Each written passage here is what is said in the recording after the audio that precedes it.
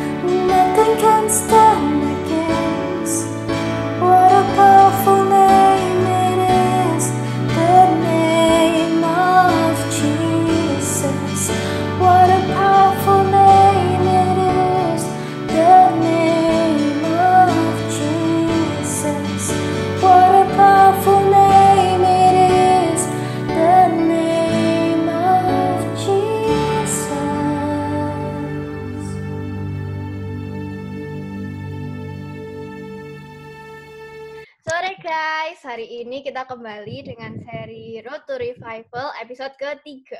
Nah, hari ini topiknya tentang aku bahagia kok. Nah, itu kita bicarain apa sih? Nah, hari ini kita itu mau bicarain tentang gimana sih kita itu cara menemukan sumber kebahagiaan kita diri sendiri dan juga gimana supaya kita bisa bersyukur tanpa kita itu iri dengan kondisi atau keadaan orang lain. Nah, hari ini kita kedatangan tamu spesial yaitu Ibu Hana Nugrahani, co-founder dari Alopecia Friends. Silakan Ibu, bisa perkenalan dulu nama, kesibukannya, sekarang ngapain aja. Iya, halo semua teman-teman semua. Perkenalkan nama saya Hana. Saya ibu dari satu orang anak usia 22 bulan, jadi 23 lebih tepatnya. Bentar lagi udah 2 tahun anak saya. Keseharian saya di rumah, tapi saya punya banyak aktivitas yang memang saya lakukan online. Salah satunya saya jadi co-founder dari Alopecia Friends. Alopecia Friends ini sebuah komunitas yang bergerak di bidang sosial. Otomatis dia pengen merangkul banyak teman-teman alopecia supaya dapat support group yang positif, kemudian bisa terus menjalani hidup dengan baik, karena memang seperti yang kelihatan kan sekarang ini ada yang beda dengan saya daripada orang-orang yang lain. Memang saya Spesial. kondisinya alopecia gitu ya. Nanti mungkin kita bahas lebih lanjut ya Ella ya, Ya. apa itu alopecia. Jadi itu ya salah satu yang saya kerjakan. Selain itu memang mengasuh anak, kemudian hadir sepenuhnya untuk keluarga, terus ada beberapa usaha online yang kami kerjakan. Terus ya itu terus berpikir dan mengolah diri supaya jadi orang yang bermanfaat buat orang lain. Sesederhana mungkin, sesimpel mungkin, tapi bisa memberi dampak. Tujuannya sih gitu sih, Ella. Wah, inspirasional sekali ya, Bu. Buat membagi berkat buat orang-orang di sekitar. Nah, sebelumnya terima kasih ya, Bu, sudah meluangkan waktu buat jadi berkat buat kita dan teman-teman kita juga. Nah, ini kita mulai masuk nih. Kita sudah tahu nih, Ibu ada kondisi alopecia. Nah, alopecia itu apa sih, Bu, sebenarnya? Oke, nah kalau saya gini kedengeran nggak sih atau harus deket gini? Kalau Bisa kok, kedengeran. Bisa ya, jadi nggak harus dideketin. Nah, alopecia itu kerontokan rambut sebenarnya, tapi kerontokan rambutnya khusus beda dengan kerontokan rambut yang mungkin umum dialami oleh orang lain. Memang kalau normal kan setiap orang mengalami kerontokan, tapi ini kerontokan yang memang lebay istilahnya gitu ya. Jadi kerontokan yang banyak sekali. Pertama kali saya alami itu ketika saya umur 17 tahun. Jadi saya SMA kelas 2 itu mengalami kerontokan sampai ada botak sebesar koin di dekat pusat rambut di belakang kepala, di unyeng-unyeng kalau orang Jawa bilang kan. Nah, itu pertama kali ketika saya terkena alopecia. Nah, bedanya apa dengan kerontokan yang lain? Kalau teman-teman perhatikan kan ada juga yang mengalami kerontokan mungkin di dekat kayak ini belahan rambut mulai menipis, atau kalau laki-laki yang cukup berumur begitu ada di depan begini bentuk M begitu ya, yang bagian depan ini mulai kelihatan nggak ada rambutnya, itu alopecia androgenik, jadi beda dengan alopecia yang saya alami. Nah, alopecia ini banyak sekali jenisnya, tapi sayangnya sampai saat ini belum ada penjelasan yang pasti tentang penyebab alopecia dan obat yang pasti tentang untuk menyembuhkan alopecia. Lalu seperti apa untuk penanganannya dan segala macamnya, itu bersifat sangat individualis. Jadi satu orang dengan orang yang lain itu penyebabnya beda dan cara penanganannya beda. Akhirnya obatnya juga nggak bisa, terapi yang diberikan dokter itu pasti berlain-lain antara satu orang dengan orang yang lain. Maka dari itu tidak ada obat yang jelas atau pasti bisa menyembuhkan semua alopecia. Kurang lebih mungkin awalan itu sih, Ella. Kalau mau lebih detail lagi kita bahas lagi ya. Iya. Nah, itu berarti ternyata muncul secara tiba-tiba di waktu Ibu umur 17 ya? Ya, nah ini uniknya yang saya alami. Jadi teman-teman yang di komunitas kami sekarang terkumpul ada 38 orang di seluruh Indonesia.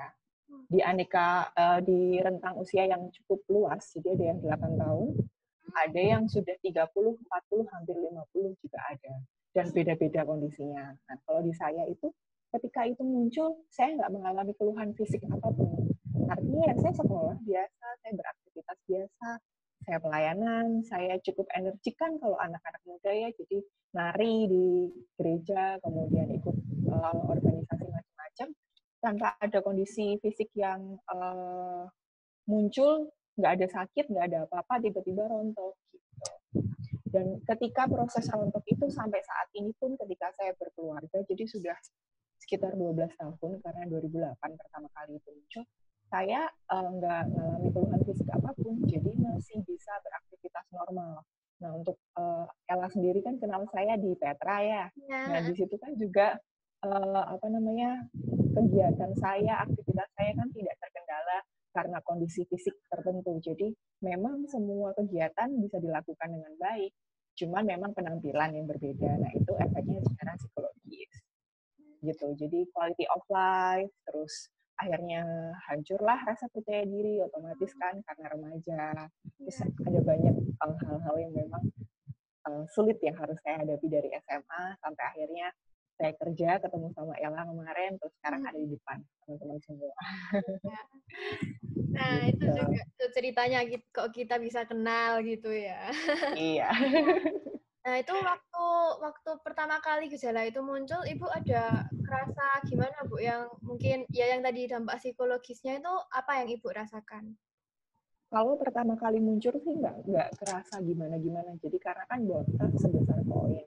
Terus dia melebar. Waktu itu saya tutupi karena saya kuncir rambut saya sebahu. Pertamanya lebih panjang, saya potong sebahu. Saya nggak merasa itu akan jadi seperti ini. Jadi waktu itu ketika rontok ya udah rontok aja. Nggak ada bayangan sampai bakal berkelanjutan gitu ya. Benar, nggak kepikiran bakal seperti ini. Saya datang ke dokter, konsultasi di dokter. Nah, ini yang momentum yang stressful pertama kali yang saya alami itu ketika datang ke dokter. Dokter sarankan untuk mencukur seluruh rambut saya. Itu yang, kenapa harus begitu dok? Ya supaya nanti bisa tumbuh lagi dengan baik. Apakah yakin bahwa saya bisa tumbuh lagi kalau saya cukur? Iya, bisa kok. Dokter memberi jaminan itu. Di situ pergumulan sekali karena ya saya remaja, belum menikah kan, masih pacaran, waktu itu punya pacar. Yang kalau kemarin teman-teman lihat di Instagram sempat viral nih, ada perempuan dicukur sama pacarnya, terus pacarnya ikut cukur sendiri, dia alopecia. Nah, ini saya yang cukur ayah saya, bapak saya gitu. Dia cukur sambil nangis. Saya menguatkan diri supaya saya nggak nangis karena nggak mau kayak membebani orang tua, karena kan saya anak terakhir perempuan gitu kan, itu kayak jadi tantangan tersendiri untuk orang tua menerima kondisi saya, karena saya dari kecil nggak punya sakit penyakit dan tidak ada bagian dari keluarga kami yang punya penyakit ini. Artinya kakak-kakak saya, keponakan semuanya tuh nggak ada yang seperti ini. Makanya ketika lihat saya harus dicukur gundul, itu shock. Setelah itu tidak ada perkembangan, itu tambah berat. Jadi yang mengalami ini bukan cuma saya, tapi keluarga saya. Oh iya, orang-orang terdekat juga ya. Pukulan yang berat pertama kali yang saya hadapi itu ya momen ketika harus mencukur rambut pertama kali. Gitu. Nah, gitu Bu. Nah, terus kan waktu Ibu tadi sempat bilang kan sempat mengganggu rasa kepercayaan diri Ibu juga. Nah, itu apalagi kalau ngelihat teman-teman yang lain kan kayaknya mungkin Ibu secara nggak sengaja, maksudnya secara nggak sadar mungkin membandingkan, aduh andainya saya kayak gitu. Nah, kayak gitu tuh kira-kira gimana ya, apa caranya Ibu itu bisa menemukan sumber kebahagiaan Ibu sendiri dan maksudnya nggak iri dengan kebahagiaan orang lain gitu, Bu? Nah, ini ada dua versi yang bertolak belakang ya. Maksudnya seperti ini. Ketika dulu saya remaja, mungkin seumuran dengan teman-teman semua ya, diperhadapkan dengan kondisi saya seperti ini di awal-awal gitu kan. Anggap aja 10 tahun pertama. Itu nggak bisa ngomong kayak sekarang, Ella. Nggak bisa membagikan bagaimana cara kita tetap bisa enjoy dengan kondisi ini. Tapi ketika di posisi remaja, ketika pertama kali tahu harus menghadapi ini, terus harus keluar rumah pakai wig, diputusin pacar, ditinggal teman-teman, nggak punya teman, dan waktu itu diputusin ya, Bu. Wah, itu iya. Itu memang ya nggak mau menemani waktu susah, maunya waktu cantik-cantiknya aja. Iya, sebel kan ya. Tapi justru sekarang kalau inget lagi, bersyukur karena apa ya, kondisi saya ini jadi filter alami yang terjadi dalam hidup saya untuk siapa sih orang yang benar-benar tulus, sayang, peduli, dan cinta sama saya? Siapa yang orang cuma peduli fisik doang? Ternyata orang-orang yang sebelumnya dekat dengan saya tuh cuma ngelihat fisik doang. Jadi kalau udah pakai wig itu ya udah, ngapain dilanjutin, mungkin seperti itu. Nah itu versi saya yang lama. Saya nggak bisa melihat segala sesuatu dengan mudah, terutama dengan kondisi alopecia ini. Jadi proses buat saya bisa menerima itu kurang lebih mulai start awal tuh 9 tahun setelah alopecia ini.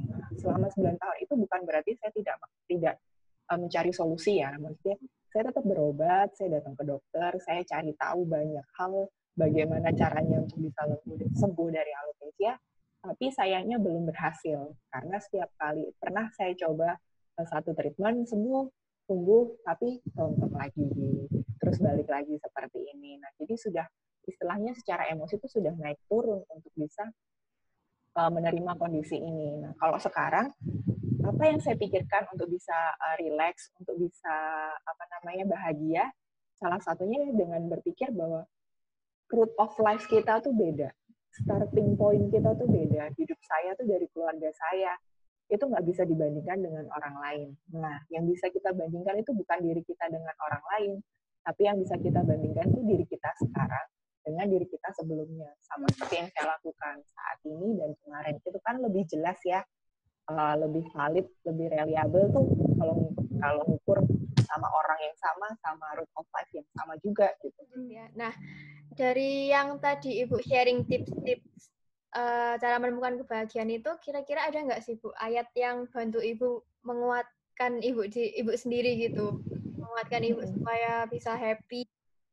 Ada, kalau ayat jelas ya, kita sebagai orang Kristen tuh belajar tentang kebenaran firman Tuhan itu akan menguatkan kita dalam segala macam kondisi kehidupan kita. Jadi teman-teman dalam kondisi apapun tuh kalau mau meluangkan waktu merenungkan kembali firman Tuhan tuh itu jadi kekuatan yang luar biasa yang kita nggak bisa jelaskan lewat logika ataupun pemikiran apa yang kita pahami gitu. Tapi memang itu kayak jadi apa ya? Kayak penyejuk jiwa gitulah buat saya. Kalau saya pribadi sih yang terus saya ingat itu ada di Filipi 4 ayat 13. Itu segala perkara dapat kutanggung di dalam Dia yang memberi kekuatan bagiku. Jadi kita tuh sadar kalau kita tuh nggak kuat, diterima aja. Kalau memang kita nggak bisa melihat kehidupan kita semudah kita melihat kehidupan orang lain. Maksudnya kalau banding-bandingin hidup kita dengan orang lain itu sekarang sering terjadi karena media sosial ya, Ella ya. Ya, Berapa banyak waktu kita pakai untuk scrolling Instagram. Iya. Iya, Saya juga soalnya, apalagi kerjanya kan di internet ya, mau nggak mau kan harus cari inspirasi segala macam. Nah, sometimes itu jadi toxic. Cuman itu tergantung bagaimana kita melihat itu. Jadi respon kita terhadap informasi yang kita terima dari Instagram. Kita ngelihat kehidupan orang lain, keren ya jalan-jalan. Aku belum gitu kan. Padahal yang kita lihat dari sosial media itu cuman kayak iceberg, cuman di atas aja. Kecil, belum lihat keseluruhan kehidupannya yang mungkin juga kompleks yang kita nggak ngerti. Jadi salah satu cara untuk bisa bahagia buat saya ya terus masuk ke dalam diri, menerima apa yang memang jadi bagian dari kehidupan saya. Buat teman-teman sih, coba dipikir lagi siapa asal-usulnya, latar belakang orang tuanya, keluarganya seperti apa. Aku ini pengalamannya bagaimana dari kecil sampai di usia sekarang. Apa sih yang hal-hal yang sebenarnya jadi kemampuan aku yang baik, yang bisa terus aku olah untuk aku kembangkan. Hal-hal semacam itu yang pemikiran-pemikiran itu yang bisa kita kita pakai, kita renungkan terus-menerus supaya kita nggak terkecoh atau masuk ke pikiran kita yang negatif untuk membandingkan diri dengan orang lain. Seperti itu. Sebenarnya ada banyak potensi dalam diri setiap orang untuk bisa dikembangkan. Itu Ella. Nah, ini Bu, terus kita lanjut ke yang tadi waktu Ibu cerita tentang Ibu jadi bisa memfilter orang-orang yang benar-benar mendukung Ibu sepenuhnya. Nah, itu di luar lingkungan ibu yang itu, apakah ada orang-orang yang mungkin teman-teman ibu yang nggak seberapa dekat atau apa, mungkin nggak, gimana ya, kayak menunjukkan mungkin entah membuli atau apa, atau ya yang secara tidak sengaja menyakiti hati ibu, atau menjauhi atau gimana, itu gimana ibu menghadapinya? Iya, kalau kayak gitu banyak ya. Kita tuh nggak bisa kontrol pikiran orang dan mulut orang. Kadang kan kalau ngomong kan mereka nggak pakai mikir ya, cuman jeplak ngomong, habis itu menurut dia baik ya dia ngomong aja, padahal yang diomong itu ternyata sensitif buat orang lain. Kita bisa sakit hati kan, kayak gimana ngerasain semuanya, aduh, baru mencoba buat bangkit, mencoba buat bisa seneng, enjoy sama diri sendiri, tapi langsung spread dapat omongan orang yang nggak enak. Belum lagi kalau kita ngerasa sendiri di lingkungan, jadi kalau mungkin di sekolah, di kampus gitu kan, kita ngerasain ngejalanin semua sendiri, tiba-tiba ada satu grup gitu yang ngomongin kita di belakang, dan itu bikin sakit hati. Apalagi kalau yang saya alami tentang penampilan, itu tuh gampang banget sih Ella. Kalau di jalan ketemu orang gitu, saya pakai wig gitu kan, terus ada orang yang sambil lihat saya gitu kan, kerasa banget nih orang ngeliatin, ngobrolin gitu kan. Cuman kalau yang saya rasakan saat ini ya, saya ngomong tentang saat ini, karena sebelum-sebelumnya jelas itu sangat sulit untuk bisa saya terima. Ada kalanya saya cuek, ada kalanya saya nggak peduli, tapi ada kalanya saya sensitif dan langsung setelah dapat space sendiri saya akan nangis gitu juga pernah gitu loh. Tapi untuk saat ini saya mencoba untuk sadar bahwa memang saya beda, saya nggak punya rambut, saya memang pakai wig kemana-mana. Jadi kalau orang ngelihat itu bukan hal yang umum ya udah memang kelihatan. Terus saya juga sadar bahwa saya nggak bisa kontrol omongan orang dan pikiran orang terhadap saya. Yang bisa saya kontrol itu apa yang saya pikirkan dan respon saya terhadap mereka. Jadi kalau mau sakit hati atau enggak, itu pilihan saya. Saya mau milih sakit hati atau saya milih enggak sakit hati. Kalau milih enggak sakit hati, berarti ada pikiran yang baru yang harus saya bangun. Oh iya, dia kan nggak punya teman, dia kan nggak ngerasain, dia nggak tahu yang saya rasain. Salah satu caranya seperti itu. Atau kita lagi diomongin orang di belakang gitu. Oh iya kan, dia pengen bangun ini orang-orang supaya bisa diterima sama orang, kasihan ya nggak diterima. Mungkin dia nggak terima diri sendiri, butuh pengakuan atau apa. Hal-hal semacam itu kan bisa kita bangun, tapi memang prosesnya nggak sehari 2 hari, tapi memang butuh waktu. Jadi ya udahlah dijalanin aja. Prosesnya tiap orang beda, kurang lebih sih gitu ya lah. Ibu waktu awal-awal menghadapi yang alopecia itu, apa ibu pernah apa ya, kayak berpura-pura happy di depan orang, tapi sebenarnya di balik itu semua ibu itu ya mungkin nangis di kamar atau mungkin masih belum bisa menerima keadaan ibu. Nah, kira-kira itu salah nggak sih, Bu? Oke, kalau ditanya pernah apa enggak, pasti pernah. Terutama yang sering saya lakukan memang di keluarga. Mungkin kalau di orang lain dan teman-teman dimanapun mereka berada sih, saya nggak terlalu ingat jelas karena memang mungkin nggak signifikan ya. Tapi kalau orang tua itu bakal saya ingat karena kayak mereka itu orang tua saya tuh terpukul dengan kondisi saya dan untuk bisa menerima kok orang mari-mari tondo, orang Jawa Tengah ngerti ya artinya, kok nggak sembuh-sembuh tona gitu kan. Itu yang terus sering diucapkan oleh mereka berdua. Nah, itu yang jadi tambah pressure buat saya. Gimana caranya saya meyakinkan mereka kalau saya nggak apa-apa. Padahal kalau mereka nggak ada di dalam kamar, saya juga nangis-nangis. Saya sempat di stage yang tanya sama Tuhan, Tuhan maunya apa sih? Kenapa sih saya harus seperti ini gitu?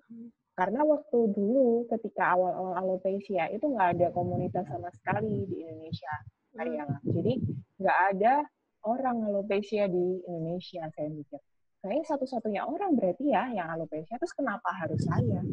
Saya bukan tipe orang pembangkang, maksudnya yang nggak ke gereja, yang nggak percaya Tuhan, yang apa segala macam. Saya menurut pendapat saya pribadi, maaf ya, menurut pendapat saya pribadi, saya merasa melakukan semua hal yang baik sebagai anak Tuhan juga, anggota gereja juga, lalu kenapa saya harus mengalami kemalangan ini gitu loh? Kenapa harus tertimpa alopecia ini? Marah dong sama Tuhan, nggak terima dong sama Tuhan gitu. Tapi ada satu titik yang akhirnya saya ngerasa kalau ini sudah nggak bisa saya lanjutkan lagi. Artinya saya nggak bisa pura-pura lagi. Dulu kalau sugesti ke diri saya kalau mau keluar rumah begini, wig ini menyatu dengan saya nggak kelihatan kalau pakai wig. Itu supaya saya nggak minder di depan orang banyak. Jadi semua kan tetap saya lakukan. Saya tetap kuliah, saya tetap ngelakuin banyak aktivitas di luar rumah, bahkan nggak kepikiran mengurung diri di rumah, itu nggak kepikiran. Bunuh diri nggak kepikiran juga. Jadi semuanya tetap pengen aktif, tetap keluar rumah aja, nggak kepikiran itu. Tapi memang akhirnya salah sugesti itu, karena saya nggak menerima kondisi saya kalau saya memang alopecia dan pakai wig. Akhirnya sensitif, sering sekali nangis karena habis diomongin orang, ih dia kelihatannya nggak ini deh pakai wig deh, nanya gitu-gitu tuh jadi super sensitif gitu loh. Mau bagaimana meresponnya itu agak susah gitu. Nah, titik yang jadi turning point buat saya itu ketika saya sadar kalau saya pakai wig. Saya sadar saya alopecia. Jadi itu fakta yang tidak bisa saya tolak. Mungkin teman-teman coba lihat bagian dari kehidupan teman-teman. Fakta-fakta apa yang selama ini belum bisa diterima. Mungkin memang orang tua saya mohon maaf bercerai. Iya memang saya kondisinya tidak sebaik yang dulu. Mungkin saya ada kondisi-kondisi yang sulit yang memang harus dihadapi. Apalagi kondisi pandemi begini kan pasti berpengaruh banyak dalam kehidupan masyarakat semuanya ya, secara menyeluruh. Jadi nggak cuma dalam kehidupan kita, tapi kehidupan orang lain itu juga kena loh karena pandemi ini. Nah, fakta-fakta itu harus kita terima supaya kita bisa jadi diri itu apa adanya. Nah, salah satu yang pengen saya ngomong sih, pernah nggak sih nonton film Inside Out? Oh, pernah. Yang karakter-karakter emosi itu ya? Iya, Iya. Itu film sederhana yang membantu kita memahami emosi dan how to manage emosi. Maksudnya kayak gini. Kayak gimana sih kita supaya nggak mencoba pretending, mencoba menunjukkan kalau kita oke, tapi kita nggak oke. Nah, salah satunya kita harus bisa menerima apa yang terjadi dalam diri kita. Kalau di situ kan dia nggak mau untuk melepaskan rasa sedih, harus coy terus, sedihnya nggak boleh pegang. Padahal ketika setnya pegang core utamanya itu, ketika perasaan sedih itu dikeluarkan, setelah itu akan bisa senengnya lebih maksimal lagi gitu loh. Nah, di situ juga ketika kita bisa menerima apa yang ada dalam diri kita, baik itu kekecewaan, kemarahan. Nah, jadi ketika kita bisa nerima fakta, menerima apa yang ada dalam diri kita dengan baik, kita keluarkan aja emosi itu lewat apapun dengan cara yang positif. Nah, teman-teman bisa cari tahu cara ngeluarin emosinya gimana, bisa yang bikin lagu, bisa nyanyi, bisa ngelukis, bisa nulis. Kalau saya lebih suka nulis.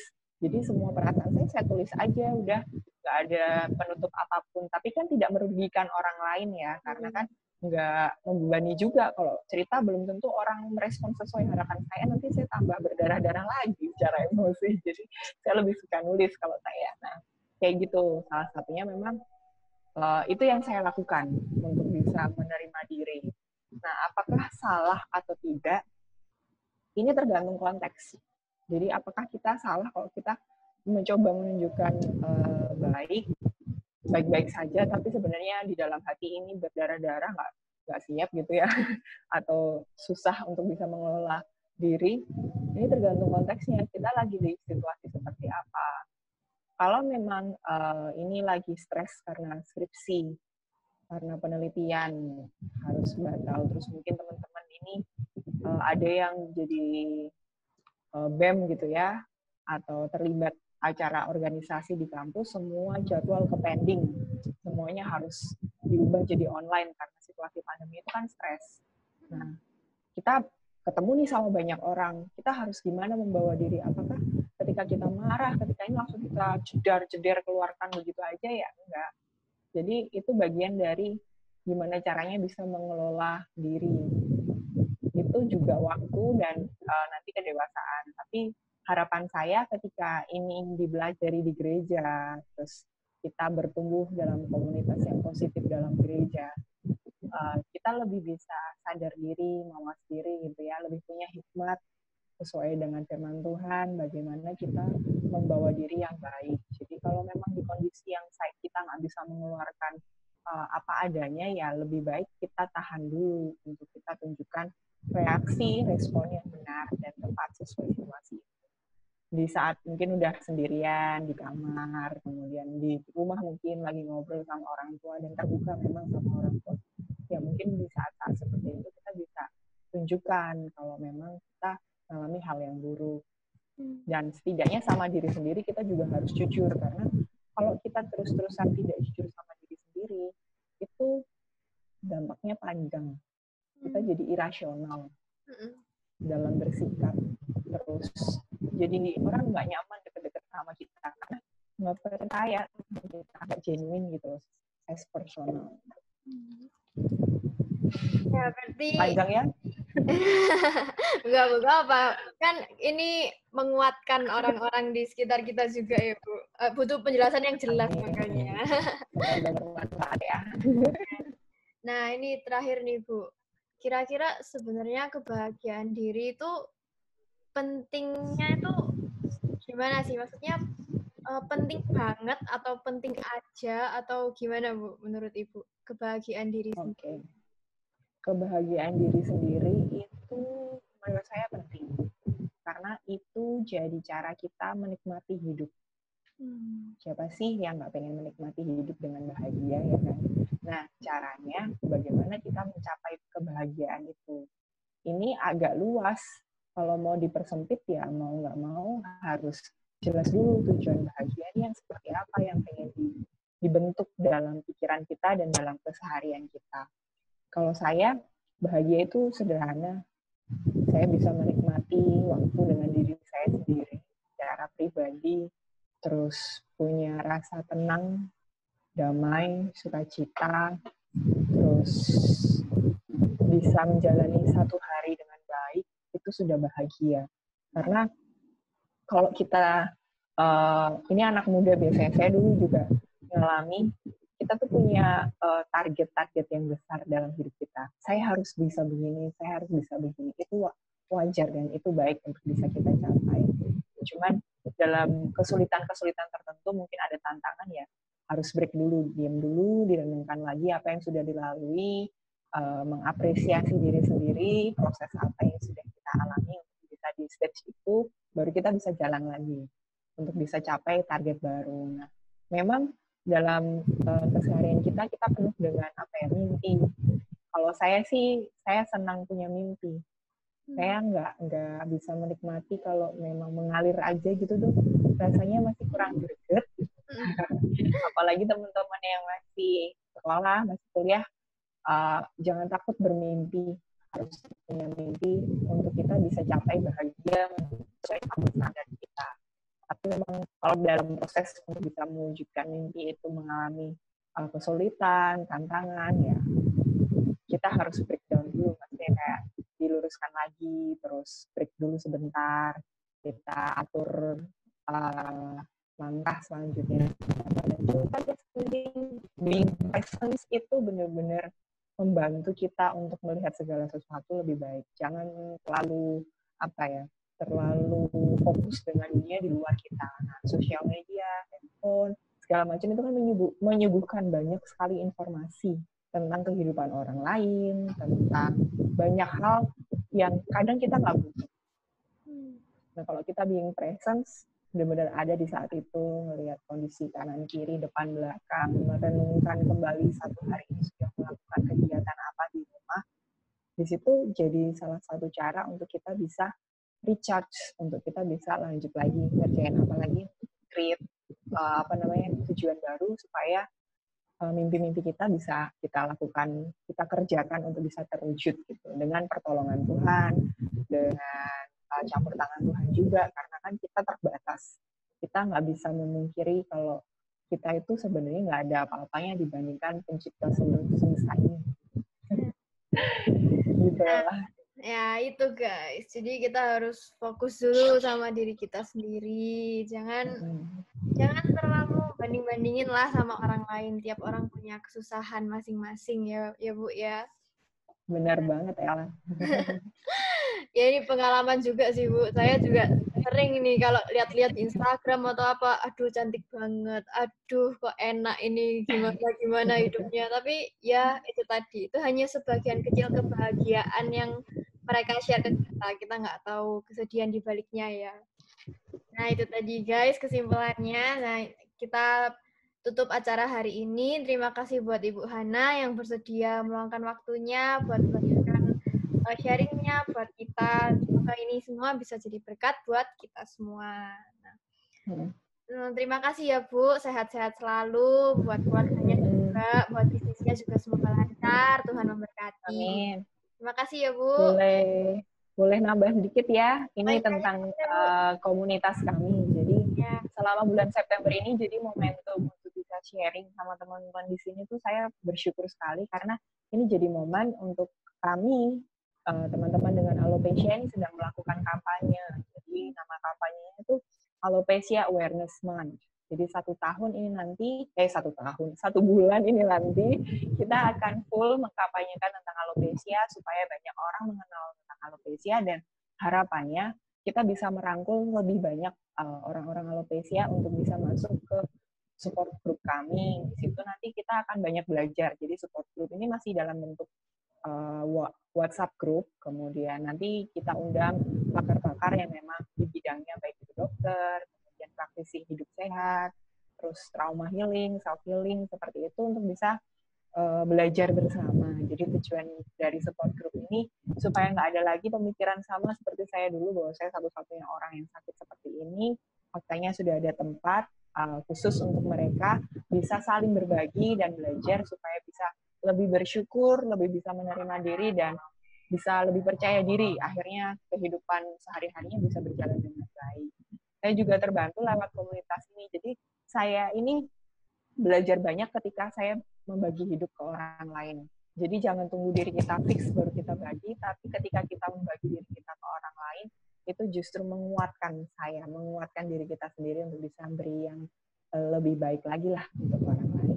Gitu. Jadi teman-teman terima kasih sudah dengarkan cerita tentang alopecia friends. Oh iya, hubunginya kemana Bu? Yang tadi hubunginya bisa follow Instagram kami di @alopeciafriends pakai S.